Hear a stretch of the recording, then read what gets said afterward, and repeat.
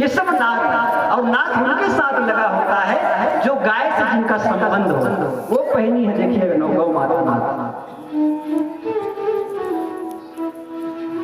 जिसका गाय से संबंध होता है उसके साथ नाथ लगता है। और वही नाथ संप्रदाय का वर्णन है इस गोभक्त माल में, जिसको नवनाथ कहा जाता है। उसी नाथ संप्रदाय में गुरु गोरखनाथ जी आए, ये भगवान शंकर जी के संप्रदाय में।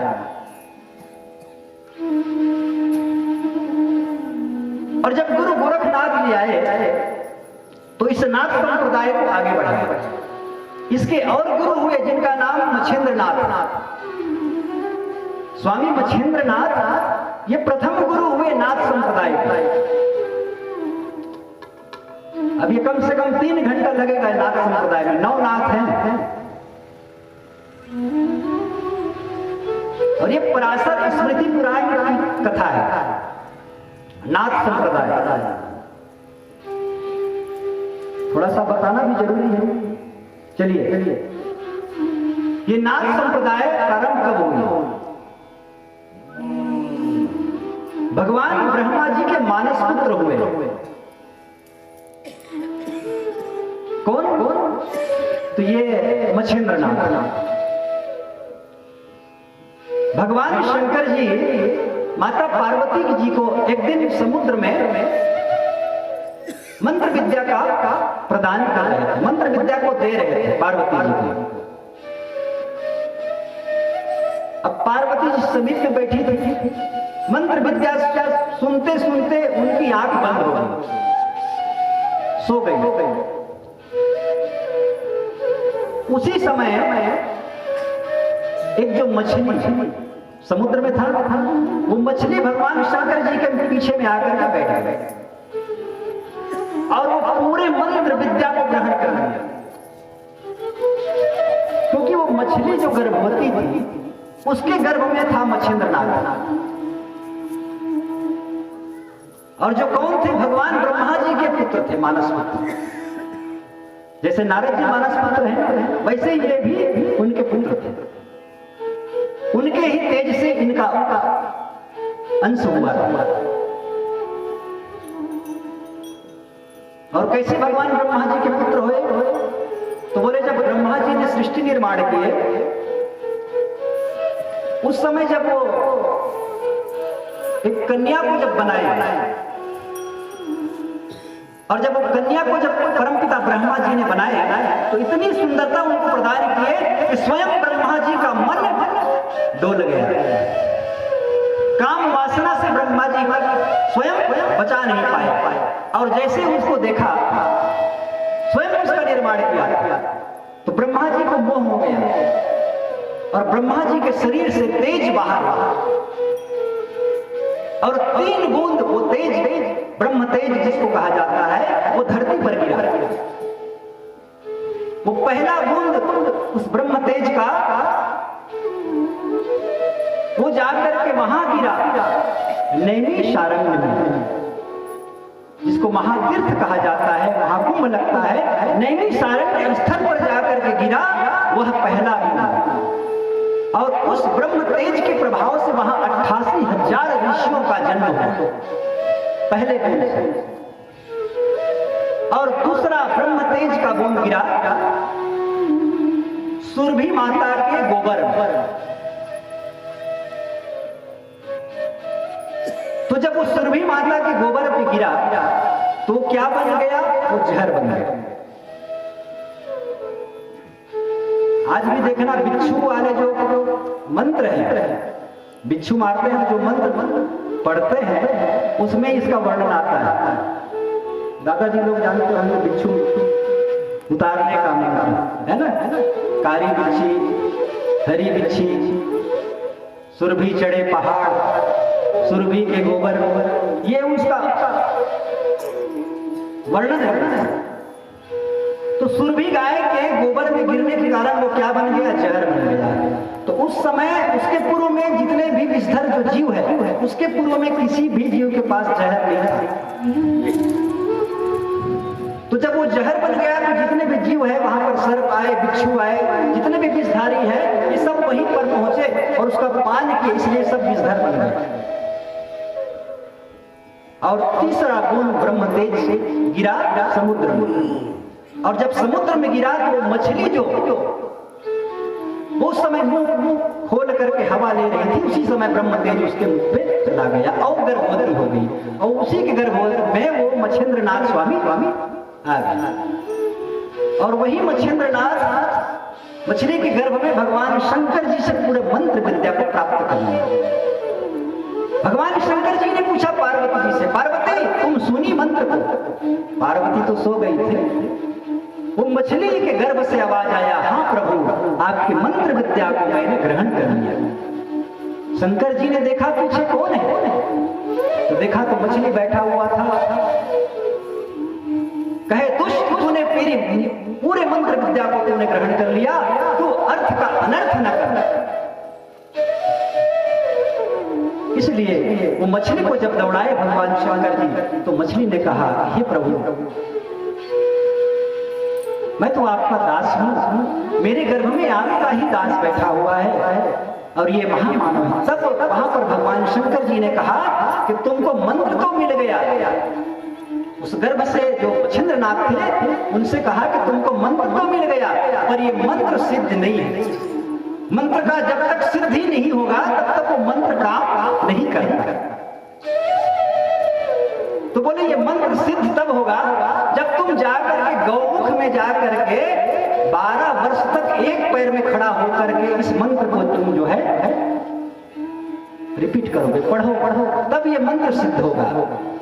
गौमुख जहां पर गंगा प्रकट हुई, ये गौमुख है, ये गौमुख से गंगा निकली। ये संसार को गंगा किसने दिया? गौ माता ने दिया। आप जाइए गौमुख, तो वहां पर गौमुख से गंगा की धारा, गौमुख से गंगा की धारा, गौमुख से गंगा की धारा, धन्य धन्य सौभाग्य हमारा, धन्य धन्य सौभाग्य।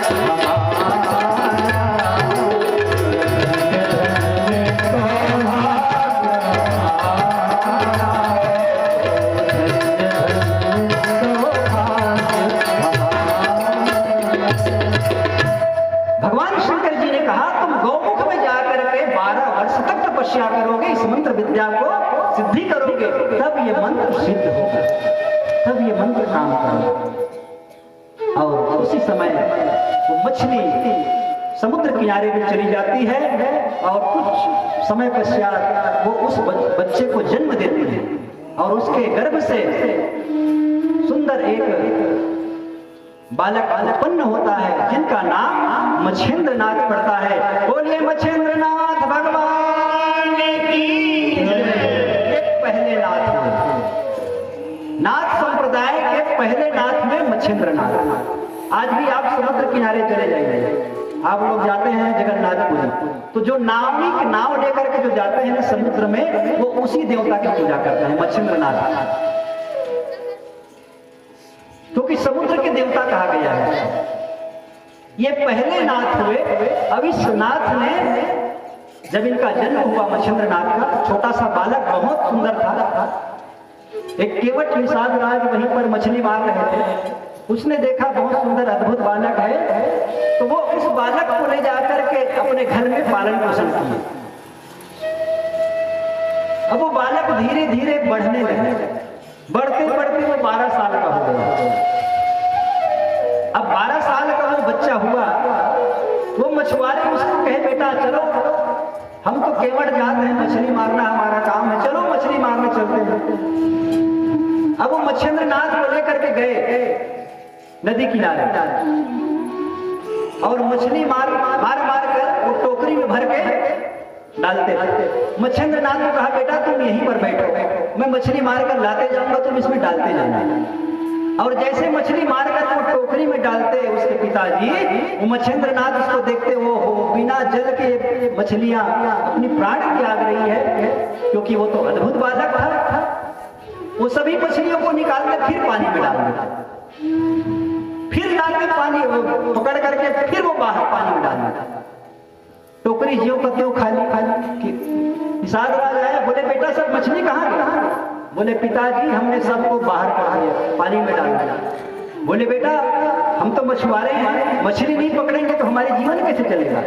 बोले पिताजी आपका काम होगा, मेरा काम नहीं। तेरा मेरा मनवा कैसी एक हो ही रे, तू कहता है कागज देखी और मैं कहता हूँ माखन देखी।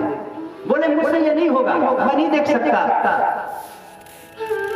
और उसी समय मच्छिंद्रनाथ स्वामी को त्याग करके वो गौमुख की ओर चले गए। समुद्र किनारे किनारे चलते चलते चलते चलते वो अनेक वर्ष में वहां पहुंच गए जहां भगवान ब्रह्मा भगवान शंकर जी ने कहा था कि वहां तपस्या कर। गौमुख में चले गए और वहां जाकर के भगवान मच्छिंद्रनाथ ने 12 वर्ष तक तपस्या किया। एक पैर में खड़ा होकर के वो सभी मंत्र विद्याओं का उन्होंने साधना की। और फिर भगवान दत्तात्रेय प्रसन्न हुए। बोलिए दत्तात्रेय भगवान की जय।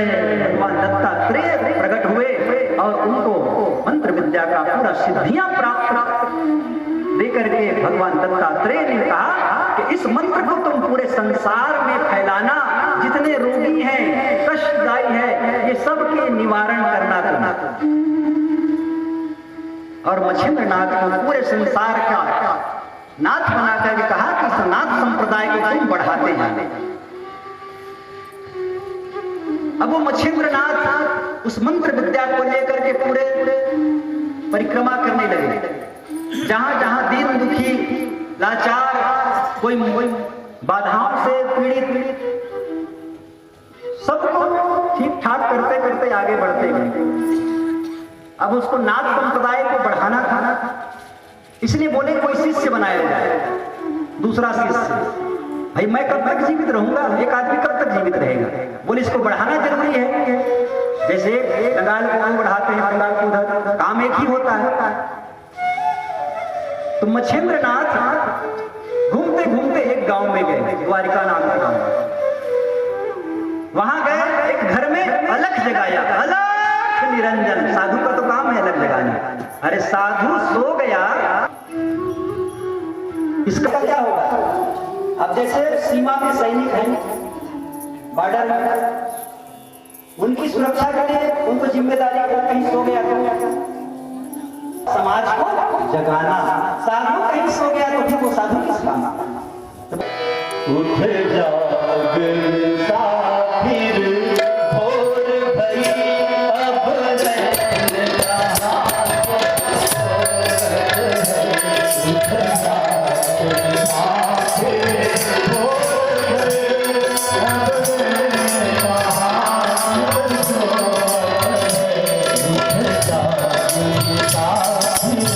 भोर भई अब नैन कहाँ उठ जाग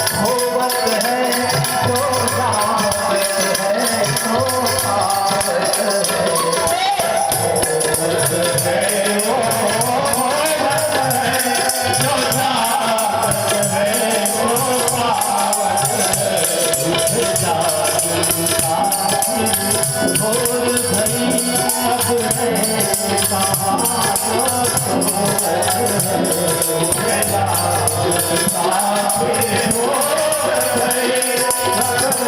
कहाँ